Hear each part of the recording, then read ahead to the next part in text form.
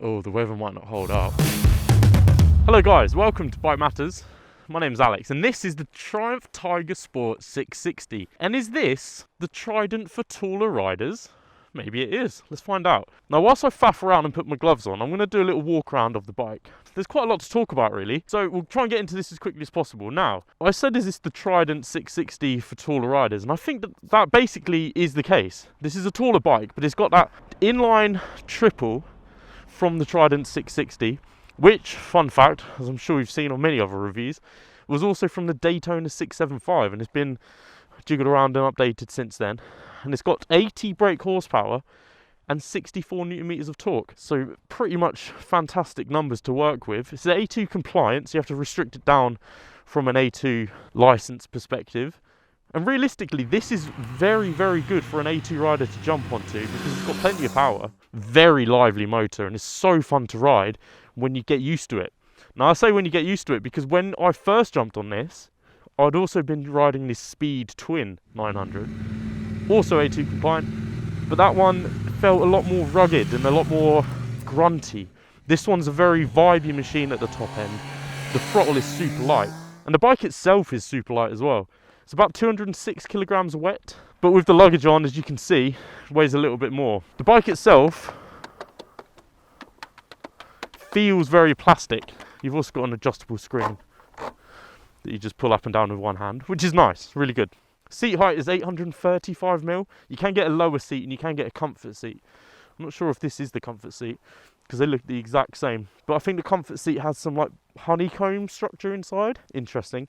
Tank size is 70 that would be a dream, wouldn't it? 17 litre tank, and you can get around about 170 miles on this. Elsewhere, you've got traction control, you've got Triumph ABS, you've got rider modes, rain and road. You don't have anything else. I've been riding this in both rain and road, and you'll be surprised to hear that rain mode is actually really fun to ride in. It sort of takes off that top end where it gets a little bit vibey and a little bit unstable, and it just makes it a really nice, smooth bike to work with. I actually rode around yesterday, speaking of, for about 70 miles, just have a little play around in the evening. And I set off in rain mode, and I just was happily riding away on dual carriageways, country roads. I was doing everything in rain, and it didn't feel limiting at all, but it did feel like the traction control would come in quite easily to stop me from getting a little bit excited, if you see what I mean. But it was all good. Road mode is just ridiculous, and you can switch off the traction control if you want the front end to come up, if you're into that sort of fun stuff. This luggage system with these colour-coded pannier bits and the backrest for the seat are all accessory options, and this bike starts at £8,975. When you spec it up with all of the accessory bits, you're looking at closer to £10,000 to £11,000. There's no heated grips, there's no knuckle guards. As standard, this bike is pretty much a Trident with longer legs and the Showa forks and the adjustable rebound suspension at the rear,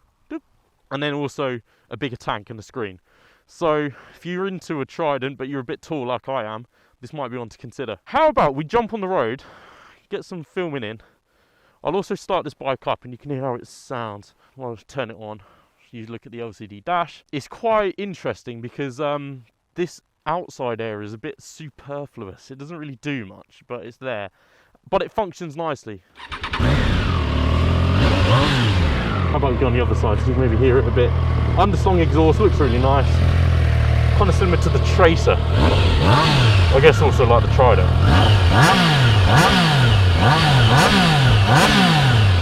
Sounds nice, doesn't it? Right, let's jump on the road.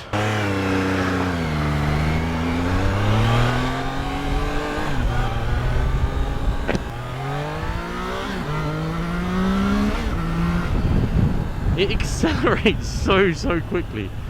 It's so fun to ride, honestly, once you get used to it.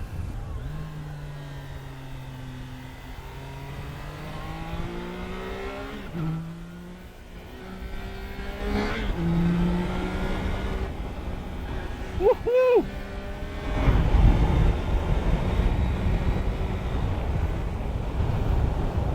Yeah, there we go. Got that out of the system. So this is a really engaging bike to ride. The throttle is so responsive, and especially when you've got it in road mode. So if you're in, oh, Google Maps. I'm going to be on Google Maps. You slung out the gears and it just will sit there happily delivering that power until you start hearing it vibrate very heavily. Is that a Is that a house? What? I'm seeing it all on this ride. So it's deceptively quick. You can literally... Ooh, a bus taking it very wide for it there. Good thing I slowed down to look at that house. The brakes are very nice as well. You've got Nissin twin discs at the front, Triumph ABS, and then a rear disc from Nissin as well. When you apply the brakes, the instant sharpness does induce a bit of a dive, and you feel like your back wheel's going to come up a bit because the front does dive in so much. But if you crank on the rear, you do also feel that clattering of the ABS. And it's a Triumph ABS system, they say, and it feels like it does quite a nice job. It doesn't have big bursts of ABS kicking in. It's really like tiny little bursts of ABS, just to stop that rear wheel from locking up. And especially in the weather that we've had over the course of this 2-week loan from Triumph, we've had it all really. It's been windy, been rainy. We've had some drier days like this. And realistically, we've been quite lucky with these dry days. But the suspension is nice. It does feel quite soft, but it's quite compliant, and it does hold a line very well. It's a steel frame. And I haven't actually ridden the Trident 660, but Brett for Bike Matters has. So I'd say to check out his review and see what he thinks. The 17 litre tank I've averaged, let's have a look. This is my recent trip to, was a 66.5 mile jaunt, and I was pushing the bike to its limit, shall we say. Over an hour and a half, 41.3 miles per hour as the average speed, but it's averaging 50.8 miles per gallon.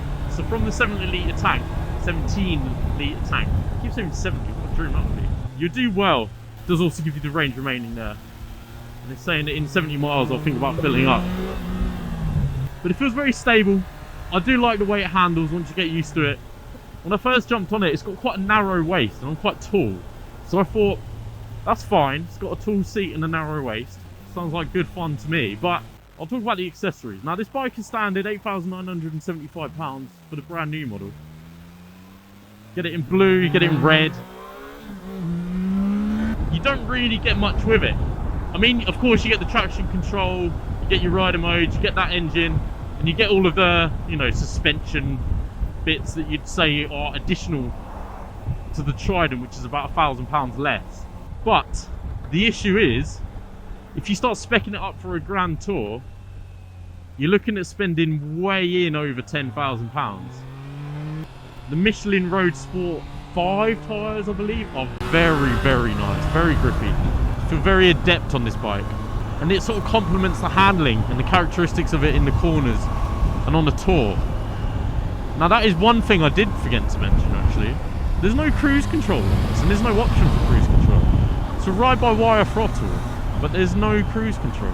It just seems like an odd omission to me. I don't know why they wouldn't just throw in the functionality for cruise control. It just seems like that's an obvious option. As we're rounding our way back into the headquarters here, I'll just give you a few pros and cons. Now, the pros are, once you get used to the bike and the way that the triple engine handles, especially how it's different from maybe your typical single or twin, I think the engine is beautiful.